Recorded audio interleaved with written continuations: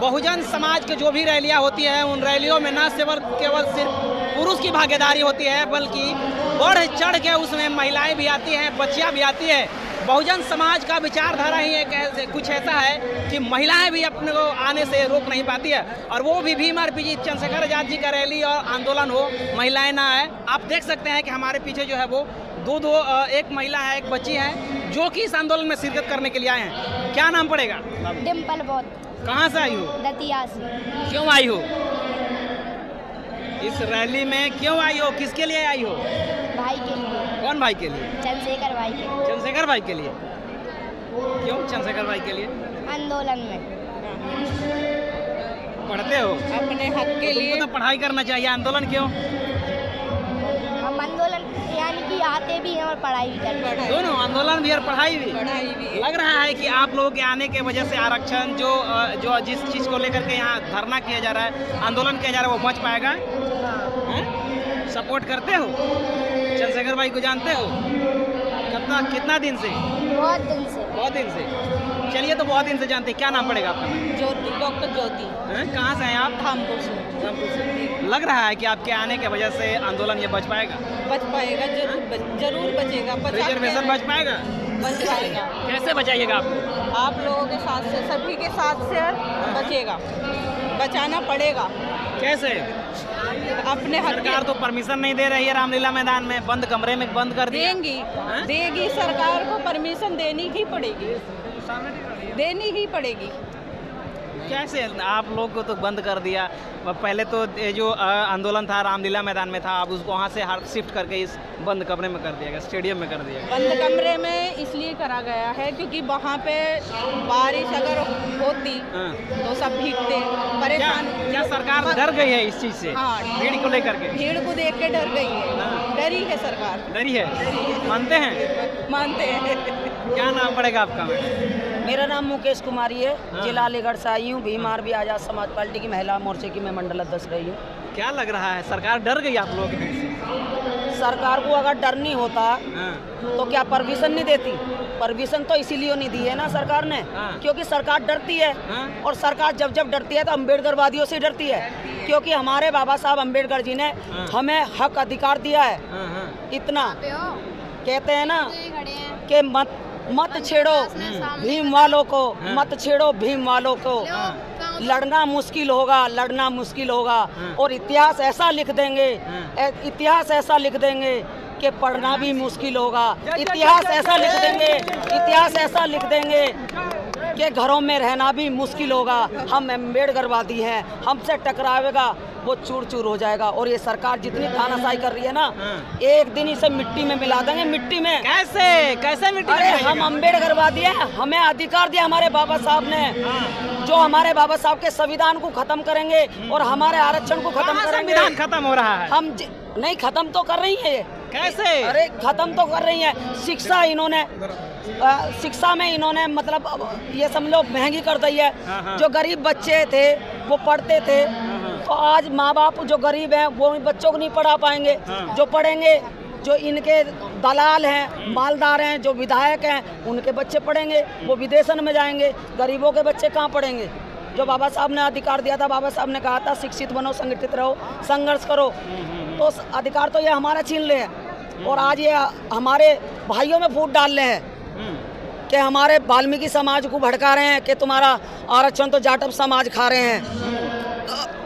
अगर जाटव समाज सबसे ज्यादा लड़ाई भी तो लड़ता है, लेकिन खा तो रहे हैं ना, मानना तो पड़ेगा। बिल्कुल नहीं खा रहे कैसे?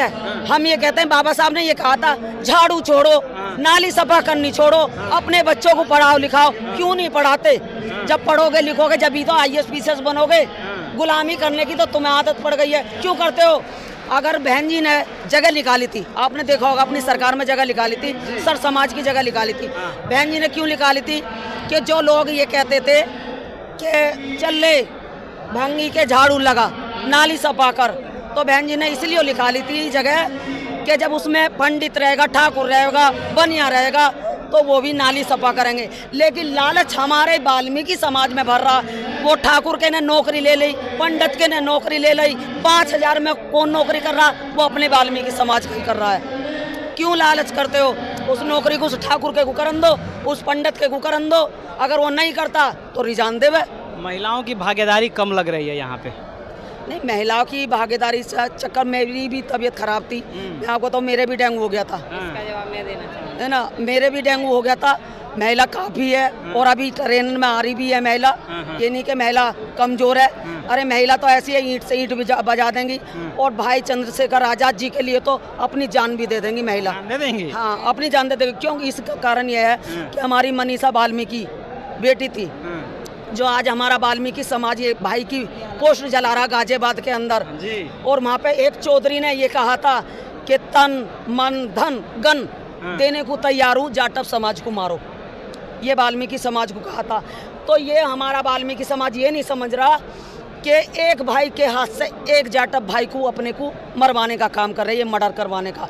एक अपने वाल्मीकि समाज भाई को जेल में भिजवाने का काम कर रहे हैं। कि उसका कारण ये है कि फूट डालो, राज करो। क्योंकि एक का तो मर्डर हो जाएगा, वो ऊपर चला जाएगा, एक जेल में चला जाएगा, उसकी जेल में जिंदगी बर्बाद करेंगे। होने देंगी आप लोग? हैं? होने देंगी? मर्डर होने देंगी आप लोग? नहीं, मर्डर तो नहीं होने देंगे। हम क्यों होने देंगे? अरे हमारा वाल्मीकि समाज हमारा भाई है, कैसे होने देंगे? अरे हमारे लिए अब अगर हम मर्डर होने देते तो मनीषा बेटी वाल्मीकि का, मनीषा बेटी का जो वाल्मीकि समाज से थी, अपने हाथरस में उसका रेप करा गया था, उसको रात को जलाया गया था। हाथरस में वाल्मीकि समाज की बच्चे की पुलिस कस्टडी में डेड बॉडी लिख ली थी। वहाँ पे कौन गया था? क्या वो चौधरी गया था या बीजेपी के नेता गए थे या आरएसएस के दलाल गए थे? वहाँ पे भाई चंद्रशेखर आजाद गया था मनीषा बेटी के लिए। वहाँ पे सबसे ज्यादा संघर्ष करा था तो जाटव समाज ने करा था। आज जो हमारा वाल्मीकि समाज ये कह रहा है कि भाई भाई को मारने की बात कर रहा है, तो मैं अपने वाल्मीकि समाज भाइयों से भी पूछना चाहती हूँ, कितने आरएसएस के गए थे वहाँ पे और कितना मेरा वाल्मीकि समाज वहाँ पे लड़ने गया था? भाई चंद्रशेखर आजाद और जाटव समाज ही गया था वहाँ पे लड़ने। सरकार की साजिश है ये, सरकार की साजिश तो थी रात को जलवाना। जो मेरा सवाल है कि सरकार की ये साजिश है भाई भाई को लड़ा करके अलग हाँ, कराना। सरकार की साजिश है ये। और ये जो आरक्षण का वर्गीकरण है, ये क्यों निकाला? भाइयों में आपस में लड़वाना, कि भाई भाई के हाथन से पिटवाओ और इन्हें जातिवाद में बांटो, फूट डालो, राज करो। चलिए, मेरे साथ एक महिला है। मैंने सवाल किया कि इस आंदोलन में महिलाओं की भागीदारी कम लग रही है। आपको नहीं लग रहा है कि महिलाओं की भागीदारी कम लग रही है? मैं अपना परिचय देना चाहूँगी। मैं सुजाता सिंह खुरैयाबाद से। महिलाओं की भागीदारी इस सरकार की वजह से ही कम है। क्योंकि आज के समय पे कौन रोका है? सरकार थोड़े रोक रही। सरकार बच्चियाँ पढ़ने जाती हैं, शिक्षित बच्चियों को पढ़ने नहीं दिया जा रहा है, घर से बाहर निकल रही है, उनका रेप किया जा रहा है, मर्डर किया जा रहा है, घर से उठा के बच्चियों का मर्डर किया जा रहा है। क्या ये सरकार की ही तो दबिश है महिलाओं पे। आखिर महिलाएं क्यों नहीं पढ़ सकती? महिलाएं क्यों नहीं आगे बढ़ सकती? पूरा अधिकार है। मंदिर मस्जिद कहीं भी मंदिरों में रेप हो रहे हैं, यहाँ तक कि पुजारी रेप कर रहा है। डॉक्टरों का अभी का कांड देख लो, कोलकाता का एक डॉक्टर, सरकारी डॉक्टर वो तक सेफ नहीं है। तो हम महिलाएं जो आम समाज की छोटी महिलाएं हैं, वो कैसे सुरक्षित रह सकेंगी? इस वजह से महिलाओं पे क्या चल रही, हर किसी पे इतना दब डाला जा रहा है, खौफ फैलाया जा रहा है कि ना महिलाएं आगे आए ना ही पुरुष आगे आए।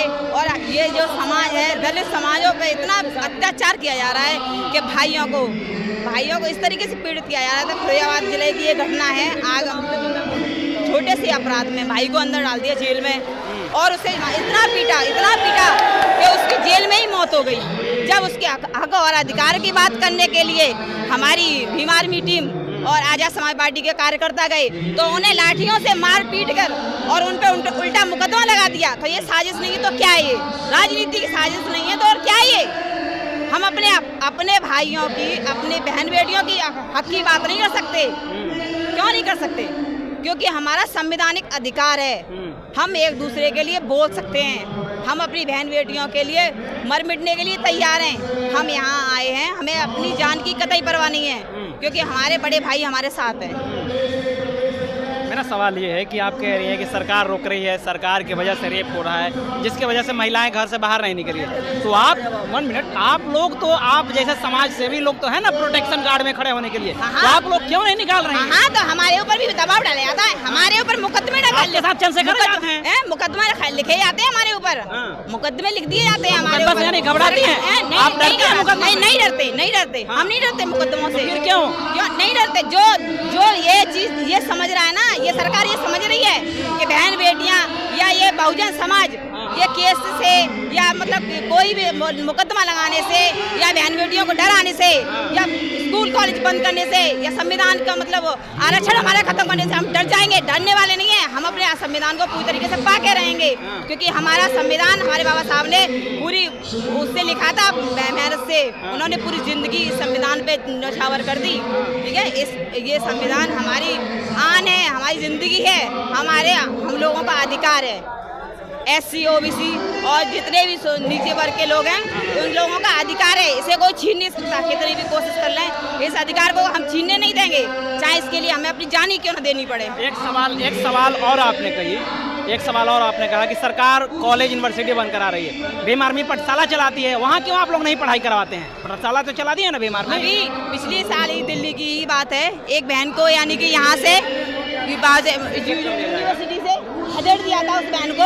यही दिल्ली की तो घटना की बात है ना, डॉक्टर रितु को यहाँ से खदेड़ा था, क्योंकि वो कौन थी? वो ऐसी समाज की थी, इस वजह से तो खदेड़ा था। पढ़ी लिखी समाज की बेटी थे, उस तरीके से वो महापुरुषों की आवाज उठा रही थी, वो अपने हक अधिकार की बात कर रही थी, उसे क्यों यानी कि इस तरीके से बेइज्जत करके रोड पे उसे जलील किया गया? क्यों? आखिर ये सरकार की साजिश नहीं है तो क्या है ये? आप बताएं हमें, सरकार की साजिश है या नहीं? पढ़े लिखों को जीने नहीं देते, जो मतलब सरकार का तर्क था कि वो जातिवाद कर रहे थे यूनिवर्सिटी में, कॉलेज में, जबकि जातिवाद नहीं होना चाहिए, वहाँ कास्टिज्म नहीं होना चाहिए। पढ़े लिखी यानी कि वो लड़की जातिवाद करेगी? जातिवाद आप देखो ना, स्कूल कॉलेज बंद हो रहे हैं, राम मंदिर बनाया जा रहा है, राम मंदिर का सेतु देख लीजिए आप, पहली बार इसमें ही डूब गया, और वो बहुत सारे सेतु और से भी बने हैं, उन सेतुओं को देख लीजिए।